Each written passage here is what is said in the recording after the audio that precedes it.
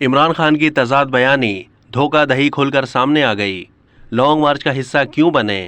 तहरीक इंसाफ की जानिब से लॉन्ग मार्च की कॉल से एक दिन पहले DG ISPR और ISI के सरबराह की मुश्तरका प्रेस कॉन्फ्रेंस ने तहरीक इंसाफ के मुतअद्दिद ओहदेदारों और हामियों को शशो पंज में डाल दिया।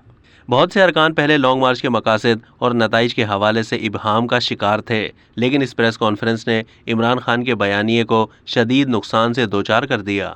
प्रेस कॉन्फ्रेंस मुल्की मफाद और इस्तेहकाम की मुकम्मल आइनादार थी और मुहिब्बे वतन अफराद को सोचने पर मजबूर कर दिया कि वो लॉन्ग मार्च का क्यों हिस्सा बने। इमरान खान की तजाद बयानी और साइफर के हवाले से धोखा दही खुलकर सामने आ गई। इससे इस्टेब्लिशमेंट की सोच और मुस्तकबिल की हिकमत अमली का अंदाज़ा किया जा सकता है। प्रेस कॉन्फ्रेंस इंतहाई नफीस अंदाज और खालिस पेशावराना अंदाज का शाहकार थी। किसी भी मौजू पर एहतियात का दामन नहीं छोड़ा गया और किसी भी जगह पर खालिस सियासी मामलात पर तबसरा नहीं किया गया। लॉन्ग मार्च के हवाले से भी कोई मुखालफत नहीं की गई।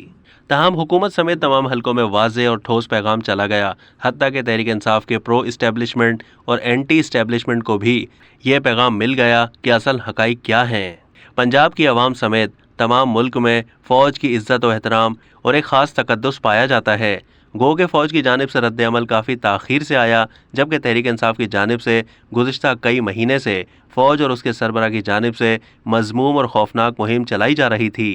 तहम अब यह पैगाम है कि मज़ीद बर्दाश्त नहीं किया जाएगा। हालिया प्रेस कॉन्फ्रेंस से हुकूमत और उनके इत्तेहादियों को भी हौसला हुआ है। अब तक के लिए इतना ही। मज़ीद मालूमात के लिए डेली जंग के YouTube चैनल को सब्सक्राइब कीजिए।